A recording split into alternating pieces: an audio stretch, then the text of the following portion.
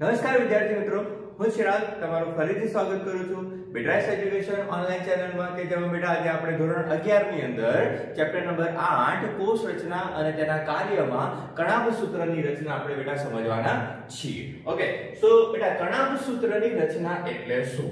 તો આને આપણે સમજીએ. આદિકોષ કેન્દ્રીય કોષ કે સુકોષ કેન્દ્રીય કોષ. બેટા આદિકોષ કેન્દ્રીય કોષમાં કણાભ સૂત્ર હાજર હોતું નથી, બરાબર? એ પહેલા તો આપણને ખબર હોવી જોઈએ. નેક્સ્ટ, તો અત્યારે આપણે જે રચના ભણીશું એ સુકોષ કેન્દ્રીય કોષની અંદર કણાભ સૂત્રની રચના. તો બેટા આ કણાભ સૂત્ર આવ્યું ક્યાંથી, એની રચના કેવી રીતે સર્જાઈ, કેવી રીતે એની ઓળખ થઈ? તો સૌપ્રથમ બેટા કોલિકર નામના વૈજ્ઞાનિકે આ કણાભ સૂત્રને એક કોષરસીય કણિકા સ્વરૂપે, કોણે બેટા? તો કે 1880 માં એક વૈજ્ઞાનિક છે જેનું નામ છે કોલિકર. આ કોલિકર નામના વૈજ્ઞાનિકે કણાભ સૂત્રને કેવી રીતે? તો કોષરસીય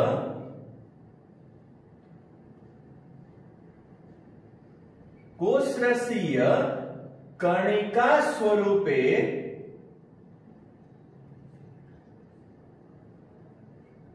કણાભ સૂત્રને ઓળખાવી.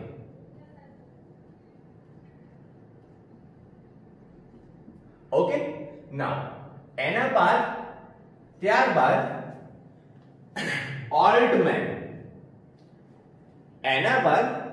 ઓલ્ટમેન કે જેમણે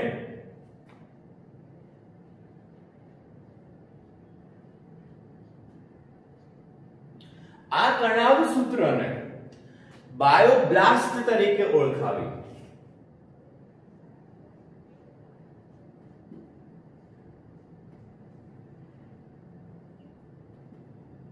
કણાભ સૂત્રને શું નામ આપ્યું? બાયોબ્લાસ્ટ.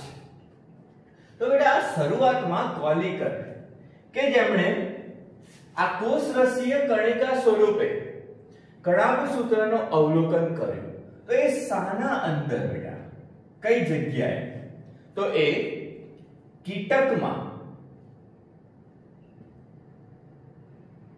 કીટકની અંદર એના રેખિત સ્નાયુમાં,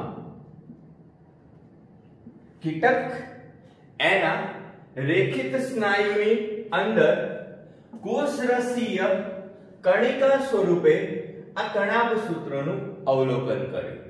તેના બાદ ઓલ્ટમેન કે જેમણે બાયોબ્લાસ્ટ તરીકે એને ઓળખાવી. આ કેવી રીતે? તો કે કોષીય અંગિકા સ્વરૂપે,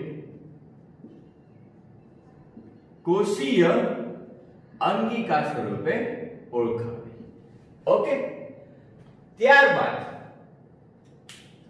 ત્યારબાદ ઓલ્ટમેન અને ફેલ્મિંગ, એક બીજો વૈજ્ઞાનિક જેનું નામ ફેલ્મિંગ. તો ફેલ્મિંગ અને ઓલ્ટમેન નામના વૈજ્ઞાનિકનો સૌથી મોટો ફાળો કણાભ સૂત્રની શોધમાં.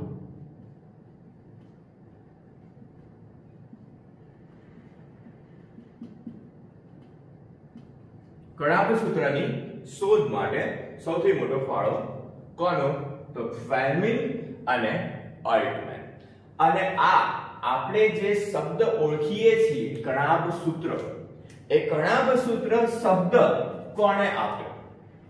તો એ જે શબ્દ છે કણાભ સૂત્ર,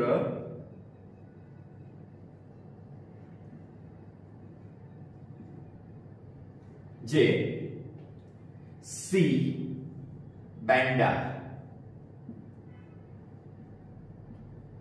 બેન્ડાએ આ શબ્દની રચના કરી, એ શબ્દ આપ્યો.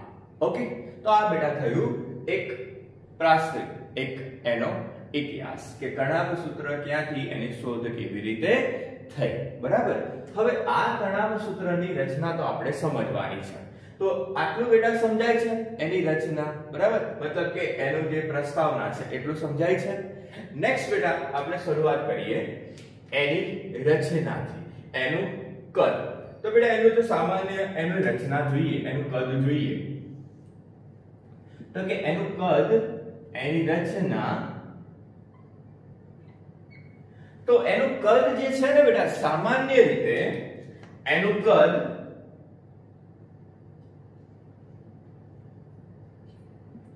એનો વ્યાસ આપણને કેટલો જોવા મળે છે? તો 0.221 માઇક્રોમીટર જેટલું એનું એપ્રોક્સિમેટલી કદ છે. બરાબર. નેક્સ્ટ એની લંબાઈ તો જોઈએ બેટા. તો એની લંબાઈ 124 માઇક્રોમીટર. બરાબર. આ થઈ એની રચના. હવે એની સંખ્યા જોઈએ આપણે. એનું આ તો થઈ ગયું બેટા એનું કદ. નેક્સ્ટ એની સંખ્યા બેટા જો જોઈએ તો સંખ્યા એ કેટલી હોય સામાન્ય રીતે? તો એ સામાન્ય રીતે પ્રત્યેક કોષ દીઠ 1000 થી 1600 કણાભ સૂત્ર એ પ્રત્યેક કોષમાં જોવા મળે. ઓકે. હવે આ જે સંખ્યા છે કણાભ સૂત્રની સંખ્યા એ શાના ઉપર આધાર રાખે છે? તો કોષની ચયાપચયિક ક્રિયા ઉપર. એટલે કે કોષની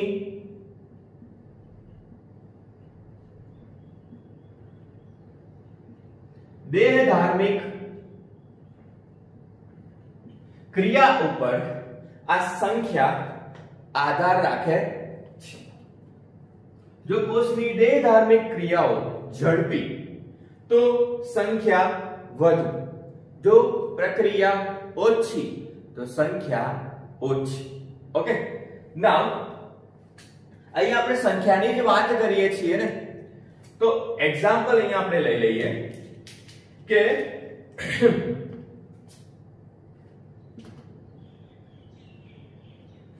લીડ. બરાબર. માઇક્રો એસ્ટેરિસ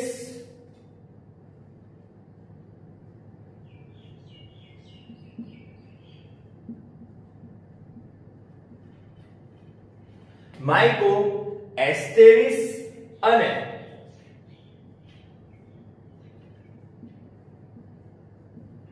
ક્લોરેલા ફસ્કા જે લીડ, જેમાં પ્રત્યેક કોષની અંદર કણાભ સૂત્ર એ કેવું જોવા મળે? એક જ. પ્રત્યેક કોષ દીઠ કેટલું હોય છે? તો કે એક કણાભ સૂત્ર જોવા મળે. બરાબર. પ્રત્યેક કોષ દીઠ એ કેટલા કણાભ સૂત્ર જોવા મળશે? તો એક કણાભ સૂત્ર જોવા મળે. તો એ જ રીતે સૌથી વધુ સંખ્યા શામાં આવેલી હશે? તો સૌથી વધુ સંખ્યા એ અમીબાનો એક પ્રકાર છે. કયો? તો કે કાઉસ કાવ.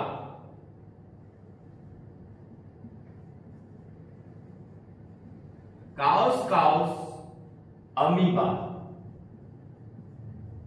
જે એક કોષીય છે, જેની અંદર લગભગ 5 લાખ જેટલા કણાભ સૂત્ર, 5 લાખ જેટલા કણાભ સૂત્ર જોવા મળે. બરાબર. તો આ થશે સંખ્યાના આધારે કણાભ સૂત્ર. અને એમ પણ બેટા સામાન્ય રીતે જો જોઈએ ને તો વનસ્પતિની સાપેક્ષે પ્રાણીઓમાં કણાભ સૂત્રની સંખ્યા કેવી હોય? વધુ. પ્રાણીઓની અંદર, પ્રાણી કોષની અંદર કણાભ સૂત્રની સંખ્યા વનસ્પતિ કોષ કરતા કેવી હોય છે? વધુ હોય છે. ઓકે. તો બેટા આ થશે એક સામાન્ય રચના, એક સામાન્ય માહિતી. બરાબર. અહીંયા આ જે કણાભ સૂત્ર છે એની રચના આપણે સમજવાની છે. બરાબર, તો આટલામાં તો સમજણ પડી ગઈ કમ્પ્લીટલી. કોઈ ડાઉટ છે આમાં? નથી ને? ઓકે, નેક્સ્ટ આગળ વધીએ. ઓકે, તો આને હું રફ કરું છું અને આપણે આગળ એની રચનાનો અભ્યાસ કરીએ. એની રચના, એનું બંધારણ. તો કણાભસૂત્રીય એ બે પટલ ધરાવતી રચના, એટલે કે દ્વિપટલીય રચના. બરાબર, તો આપણને એ રચના તો સામાન્ય રીતે ખબર પડે જ છે. તો સેમ કે સમજીએ આપણે અંદર, અને આપણે આકૃતિ દ્વારા સમજીએ. તો કણાભસૂત્ર જે છે એનો આકાર કેવો હોય બેટા? તો કે નળાકાર અથવા એને સોસેજ જેવો આકાર તરીકે ઓળખવામાં આવે. નળાકાર અથવા સોસેજ જેવો આકાર તરીકે આપણે એને ઓળખીએ છીએ. તો આ થશે બેટા બાહ્ય આવરણ. એની અંદર આપણે બીજું આવરણ દર્શાવીએ, જેને આપણે કહીએ અંતઃ આવરણ. દ્વિપટલીય રચના, બાહ્ય પટલ અને આંતરિક પટલ.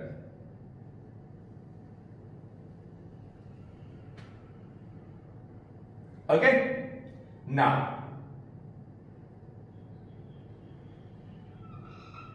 હવે આને આપણે જે રચના છે બાહ્ય પટલ અને અંતઃ પટલ, તો આને આપણે કહીએ બાહ્ય પટલ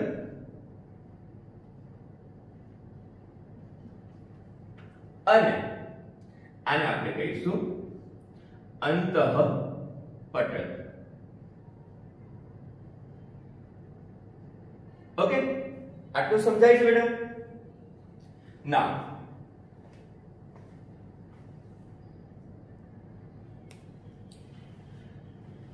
આ જે બાહ્ય પટલ છે એ બાહ્ય પટલ અને અંતઃ પટલ, એની જો જાડાઈ આપણે જોઈએ, એનું કદ આપણે જોઈએ, તો એનું કદ સામાન્ય રીતે એની જાડાઈ એ કેટલી જોવા મળે આપણને? તો લગભગ 60 થી 75 એંગસ્ટ્રોમ જેટલી જાડાઈ જોવા મળે. એનું જાડાઈ બાહ્ય પટલ અને અંતઃ પટલ એની એપ્રોક્સિમેટલી જાડાઈ કેટલી હોય? 60 થી 75. બરાબર, આ બાહ્ય પટલ જે છે એ અંતઃ પટલ કરતા વધુ પ્રમાણમાં એમની રચના, બાહ્ય પટલ એ અંતઃ પટલ કરતા વધુ પ્રમાણમાં ફોસ્ફેટિડાઇલ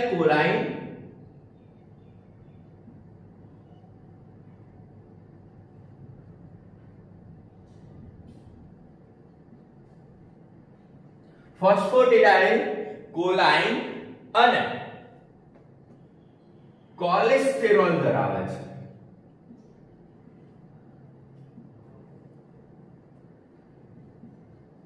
ઓકે, ફોસ્ફેટિડાઇલ કોલાઇન અને કોલેસ્ટેરોલનું પ્રમાણ બાહ્ય પટલની અંદર વધુ જોવા મળશે. જ્યારે આ બંને પટલ વચ્ચેનો જે ભાગ છે એને આપણે કહીએ અવકાશ.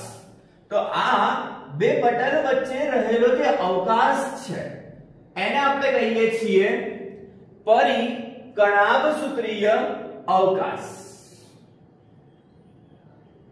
આ જે બે પટલ વચ્ચે રહેલો અવકાશ છે એને આપણે શું કહીએ છીએ? તો કે પરિકણાભસૂત્રીય અવકાશ.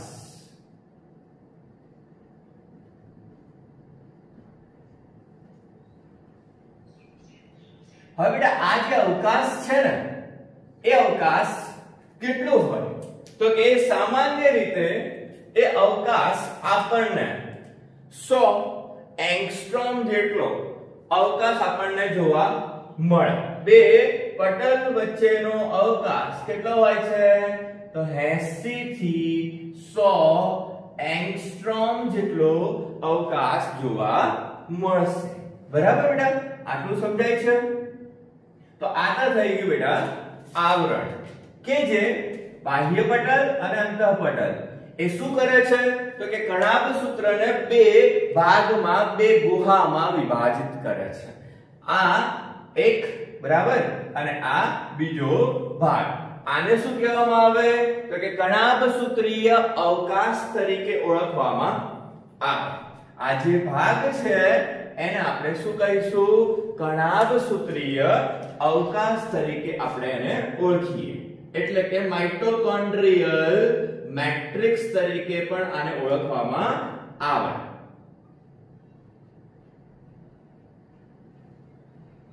આધારક પ્રદેશ. ઓકે, આટલું સમજાય છે?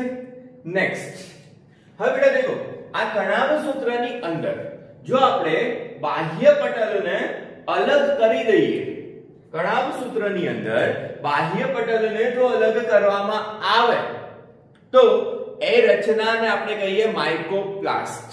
એ રચનાને આપણે શું કહીશું? માઇકોપ્લાસ્ટ તરીકે ઓળખવામાં આવે. એની સાથે સાથે બેટા આ રચના જે છે, મતલબ કે પરિકણાભસૂત્રીય અવકાશ, એ ભાગે આપણને શું જોવા મળે છે? તો એ ભાગે આપણને પ્રક્રિયા માટેના જવાબદાર ઉત્સેચકો જોવા મળે. કેવા ઉત્સેચક? તો ચરબીના ઓક્સિડેશન માટે જવાબદાર, ચરબીના ઓક્સિડેશન માટેના જવાબદાર ઉત્સેચક એ આ ભાગે આવેલા હોય છે. એ જ રીતે બાહ્ય પટલ અને અંતઃપટલ એ પોતાના અલગ અલગ ઉત્સેચકો ધરાવે છે એની પ્રક્રિયાઓના આધારે. હવે બેટા આપણે આ અંતઃપટલની વાત કરીએ. આ અંતઃપટલ જે છે એ પટલમય રચના, એ શું થયેલું હોય તો કે આ પટલમય જે રચના છે ને એ આપણને કેવી જોવા મળે છે? તો એ અંતઃપટલ અંતર્વલન પામે. એ અંતર્વલન પામે એટલે કે એ આંગળી જેવા પ્રવર્ધના સ્વરૂપે, આંગળી જેવા પ્રવર્ધના સ્વરૂપે એ શું રચના કરે છે? તો કે આ રીતે ક્રિસ્ટીની રચના કરે છે. આને આપણે શું કહીએ છીએ? ક્રિસ્ટી તરીકે ઓળખીએ છીએ. એ જ રીતે આખું પટલ પણ આ પ્રકારે શું થયેલું હશે? અંતર્વલન પામેલું હશે. જેને આપણે શું નામ આપીએ બેટા? તો એને આપણે કહીએ ક્રિસ્ટી. હવે આ જે ક્રિસ્ટી છે બેટા, એની જે સંખ્યા, એ સંખ્યા કણાભસૂત્રની સક્રિયતા ઉપર આધાર રાખે છે. ક્રિસ્ટીની જે સંખ્યા છે એ કોના ઉપર આધાર રાખે છે? તો કે કણાભસૂત્રીય સક્રિયતા પર આધાર રાખે છે. કોષ વધુ સક્રિય કણાભસૂત્ર એટલે ક્રિસ્ટીની સંખ્યા વધારે, જેટલો કણાભસૂત્ર ઓછો સક્રિય એટલી સંખ્યા ઓછી. ઓકે, આટલું સમજાઈ ગયું? તો આ ક્રિસ્ટી જેવી રચના જે છે એ કેવી છે? કેવી રીતે રચાઈ છે? તો કે આંગળી જેવા પ્રવર્ધો સ્વરૂપે.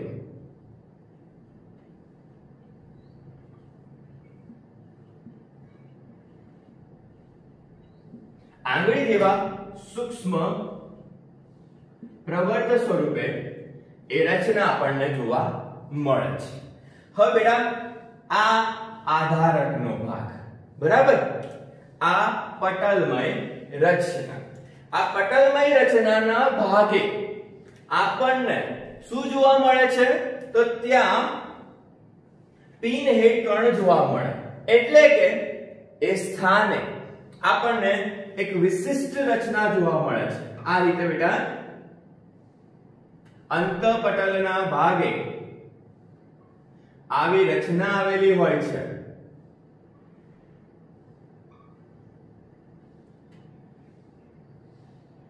જેને આપણે ઓક્સિજન અથવા પિન હેડ કણાભસૂત્ર અથવા F1 F0 પાર્ટિકલ તરીકે ઓળખીએ, અથવા એલિમેન્ટરી કેનાલ એલિમેન્ટરી પાર્ટિકલ તરીકે ઓળખીએ. ઓકે, તો આ જે કણો છે એને આપણે શું કહીએ છીએ, શું નામ આપીએ છીએ? તો કે ઓક્સિઝોમ, અથવા એને બીજું શું કહેવાશે? એલિમેન્ટરી પાર્ટિકલ,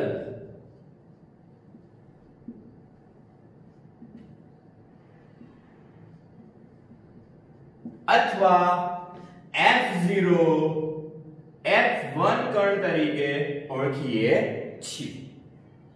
આ F0 અને F1, આ F એટલે શું? આ નામ કેવી રીતે રજૂ થયા? F1 અને F0 કણ. તો એ F1 અને F0 કણ એ વૈજ્ઞાનિકના નામ પરથી છે. એ વૈજ્ઞાનિકનું જે નામ છે શું કહીએ છીએ? ફર્નાન્ડીઝ મોરાન. ફર્નાન્ડીઝ મોરાનના નામ પરથી F0 અને F1 કણ એ જોવા મળે છે. હવે બેટા આ F0 અને F કણ એ કેવી રીતે રચાયા છે એ આપણે જોઈએ. બરાબર? તો અહીંયા દેખો બેટા, અહીંયા રચનામાં હું તમને સમજાવું છું, એકદમ ઈઝી. હા, તરત જ આવડી જશે. તો જેમ કે આ કણ જે છે એ સ્વરૂપ દ્રષ્ટિએ આ રીતે રચાયેલું છે. બરાબર? એમાં ઉપરનો જે ભાગ છે હેડ, જેને કહેવામાં આવે F1 કણ, નીચેનો જે ભાગ જે છે એને કહેવામાં આવે F0 કણ. હવે F0 જે છે ને એ ક્યાં રહેલું હોય? તો કે પટલના ભાગે. એટલે કે માની લો આપણું અંતઃપટલ. તો F0 એ પટલના ભાગે રહેલું હોય અને F1 એ ક્યાં હોય? આધારકના ભાગે, મેટ્રિક્સના ભાગે રચાયેલું હોય છે. ઓકે, હવે આ જે અંતઃપટલ છે ને, મતલબ કે ક્રિસ્ટીનો ભાગ, એ ભાગે આપણને શું જોવા મળે છે? તો ત્યાં એક વિશિષ્ટ રચના જોવા મળે છે જેને આપણે કહીએ છીએ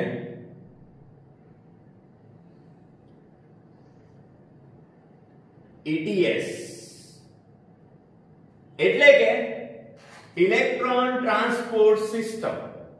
ઇલેક્ટ્રોન એટલે વિજાણુ, ટ્રાન્સપોર્ટ એટલે પરિવહન, અને સિસ્ટમ એટલે તંત્ર. તો વિજાણુ પરિવહન તંત્ર માટે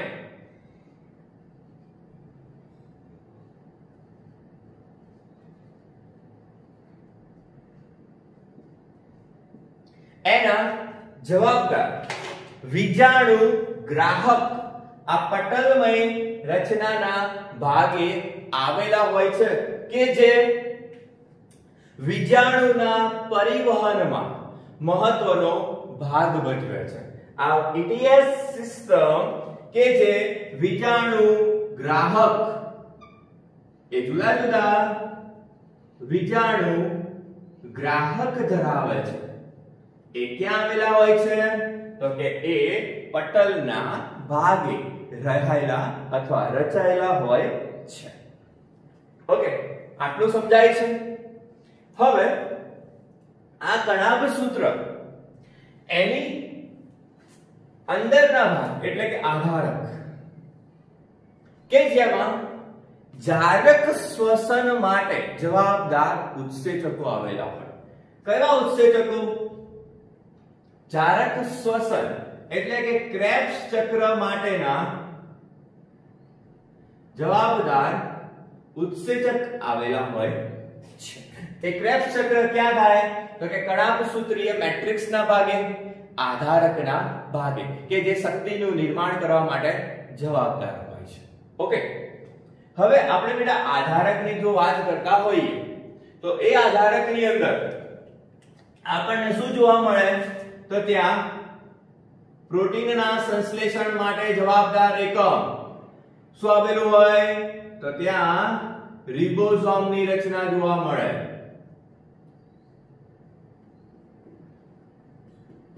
એ રિબોસોમ કેવા પ્રકારનો હોય બેટા? તો કે રિબોસોમ 70S પ્રકારનો રિબોસોમ આપણને જોવા મળશે. ઓકે, આટલું સમજાય છે? એની સાથે સાથે આ કણાભ સૂત્ર એ એકકીય એટલે કે એક શૃંખલાકીય અથવા દ્વિશૃંખલાકીય અથવા વર્તુળાકાર વલયાકાર ડીએનએ એ શું ધરાવે છે? તો પોતાનું અલગથી ડીએનએ ધરાવે છે. ઓકે, આટલું સમજી ગયા? એની સાથે સાથે આરએનએ, પ્રોટીન વગેરે જેવા ઘટકો આ આધારકના ભાગે જોવા મળે કે જે પ્રોટીનના સંશ્લેષણ દરમિયાન રચાતા હોય છે.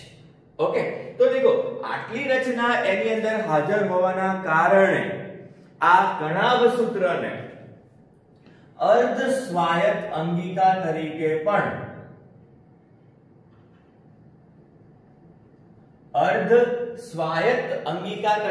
ઓળખવામાં આવે. અર્ધ સ્વાયત્ત અંગિકા એટલે શું બેટા? કે એની અંદર ડીએનએ છે, પ્રોટીન છે, રિબોસોમ છે, એ પ્રોટીનનું નિર્માણ કરવા માટેનો ઘટક છે, ઉત્સેચકો છે, તો એ પોતાનું શું કરી શકે છે? તો કે પોતાની રીતે સ્વયંચલિત રીતે પોતાના કાર્યો કરી શકે છે. બરાબર? એટલા કારણે એ પોતાનું અલગથી અસ્તિત્વ ધરાવી શકે છે. એટલા કારણે શું કહીએ છીએ? કણાભ સૂત્રને અર્ધ સ્વાયત્ત અંગિકા તરીકે ઓળખવામાં આવે છે. ઓકે, હવે આ જે ડીએનએ છે એ ડીએનએ ની અંદર G અને C એટલે કે ગ્વાનિન અને સાઇટોસિન નું જે પ્રમાણ છે એ પ્રમાણ કેવું જોવા મળે?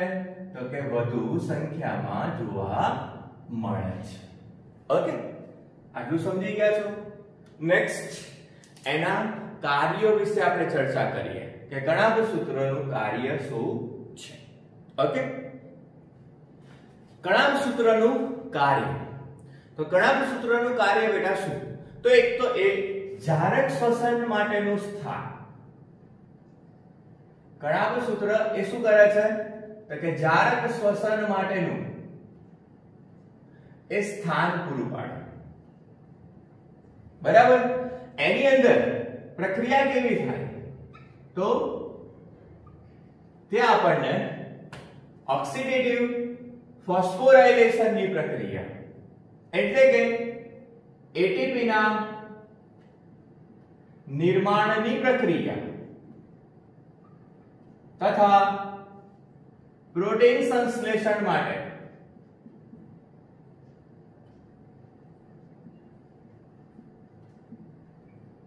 જવાબદાર હોય. ઓકે, નેક્સ્ટ બીજું કાર્ય તો કે યુક્ત ન્યુક્લિયાય તરીકે આપણે એને ઓળખી શકીએ.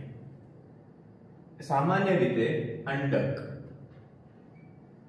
એ અંડકમાં એટલે કે પિતૃ હોય એ અંડકનું નિર્માણ કરવા અથવા અંડકની અંદર અંડકમાં એના નિર્માણમાં કોણ રહેલું છે? તો કે કણાભ સૂત્ર એ જવાબદાર હોય. બરાબર? પિતૃક અંડકનું નિર્માણમાં કણાભ સૂત્ર શું હોય છે? જવાબદાર. તો આ જે કણાભ સૂત્ર જે છે એને આપણે શું કહીએ છીએ? યુક્ત ન્યુક્લિયાય તરીકે ઓળખીએ છીએ. ઓકે, આટલું સમજી ગયા? નેક્સ્ટ કોષરસીય આનુવંશિકતા માટે જવાબદાર હોય છે. ઓકે, તો આ થશે એના કાર્યો. તો બેટા આટલું સમજાય છે કણાભ સૂત્ર? પહેલા એની પ્રસ્તાવના જોઈ, એની રચના સમજ્યા, એના પછી એનું બંધારણ જોયું અને છેલ્લે એના કાર્યોની આપણે ચર્ચા કરી. ઓકે, તો કણાભ સૂત્રની રચના બેટા આટલી છે. તો સમજાય છે આટલું કમ્પ્લીટલી? તો બેટા પ્લીઝ વિડિયોને લાઈક કરો, સબસ્ક્રાઇબ કરો અને આને આગળ ફોરવર્ડ કરો જેથી કરીને બીજા વિદ્યાર્થીઓને પણ આની મદદ મળી રહે. Okay, so thank you so much.